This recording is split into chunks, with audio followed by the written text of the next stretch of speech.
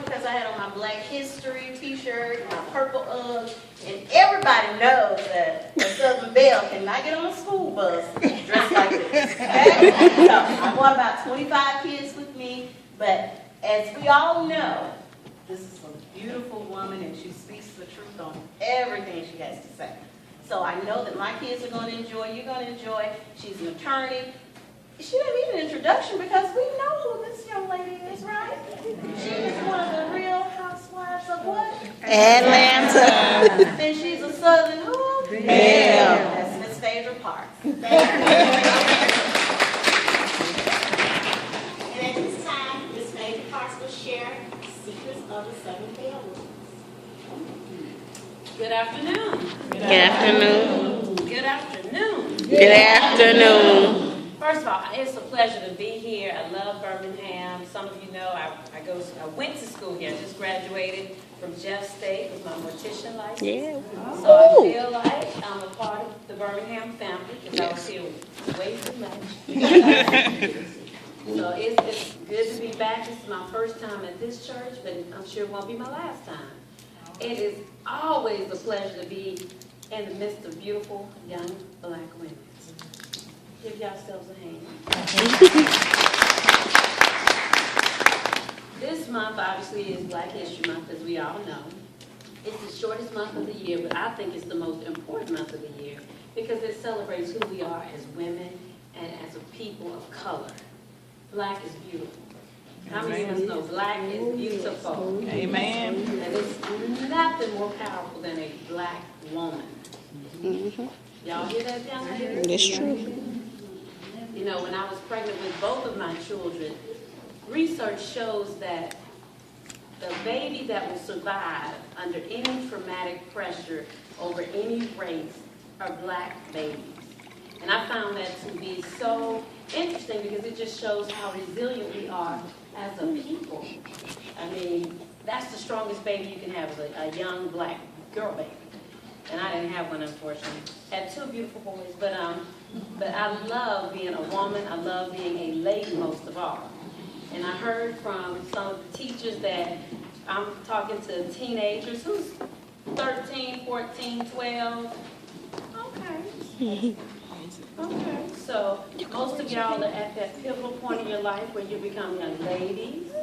You probably want to wear your little lipstick. You want to be as cute as you can be. I see her with her cute little bow in over here. Looking all cute. And I mean, I haven't been 13 in a long time, but I do remember that age where you think you're much smarter than your mama. Because your mama don't know how to Instagram, your mama don't know how to Facebook, and she don't know about all the new dances and all the other good stuff. But I'm here to tell you, your mama is the smartest woman in the world. But you won't realize that until you get a little older, have some kids of your own, and understand the relationship and the value of your mom.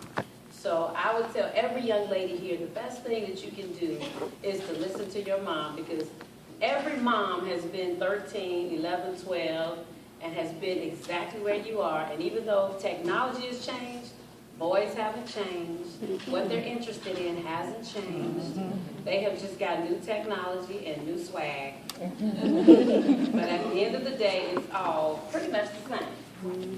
Now, one of the teachers was telling me that y'all love to talk, and I love to talk too. In school, I was most talkative, biggest flirt, most likely to be a millionaire. And they got it right. Right. So I'm going to read a little excerpt out of my book, because I think everybody here has the book. I'm going to read an excerpt that they wanted me to read.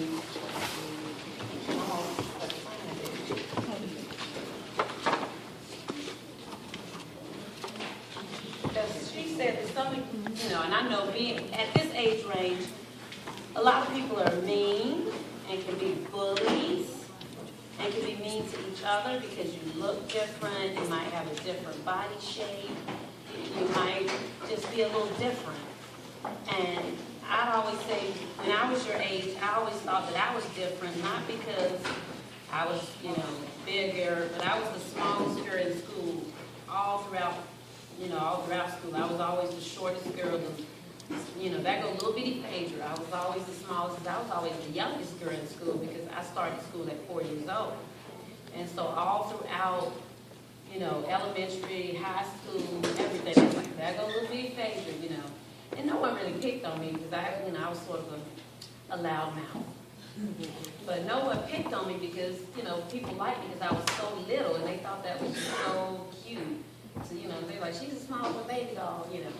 But now I got heels, so I'm regular size. But, you know, it's really important to realize that differences are beautiful.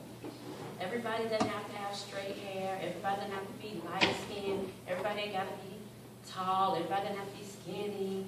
Everybody doesn't have to be doing the same thing, wearing the same clothes, because if we all looked alike, what would be the sense in an individual, you know? So the differences create, you know, what's beautiful about you as young ladies. You know, I see braids in here, I see straight hair, purple hair, red hair, I see all kinds of pretty hairstyles, pretty girls. But at the end of the day, it's what you like.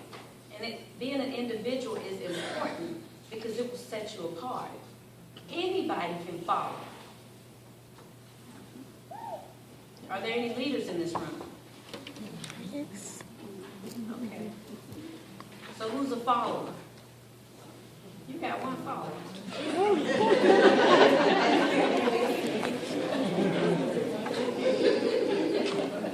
You want to explain that? It's good to follow, you have to know when. She said it's good to follow, you have to know when to follow. And that's right, you know, if you follow the right person.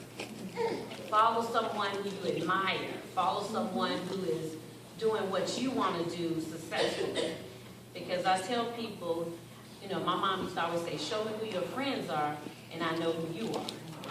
So if you hang out with girls who are mean, it's inevitable that you will be mean. If you hang out with the smart girls, you will become smarter.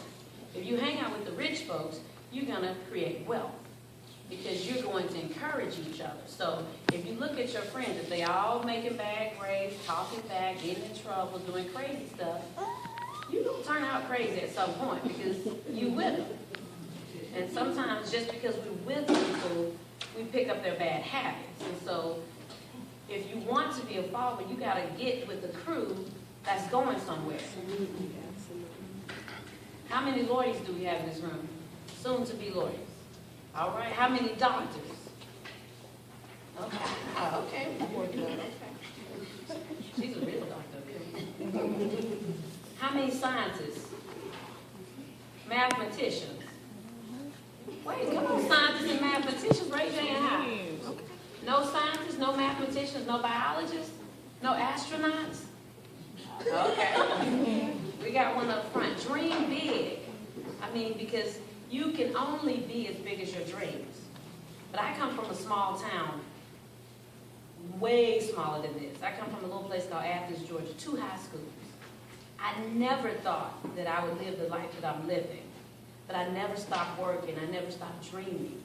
Every day I would watch Oprah Winfrey, and I would say, I could be Oprah Winfrey. I could, you know, she looks like me. She's a pretty black girl, you know. She's thick-lipped, you know. I could be this woman, you know. And I'm not Oprah Winfrey, obviously, but I had the desire, and I was like, if Oprah Winfrey can do it, I researched her. And so anybody that you think is, you know, powerful, successful, research them and figure out how they did it. I said, well, Oprah went to college, she graduated, you know, she did pageants.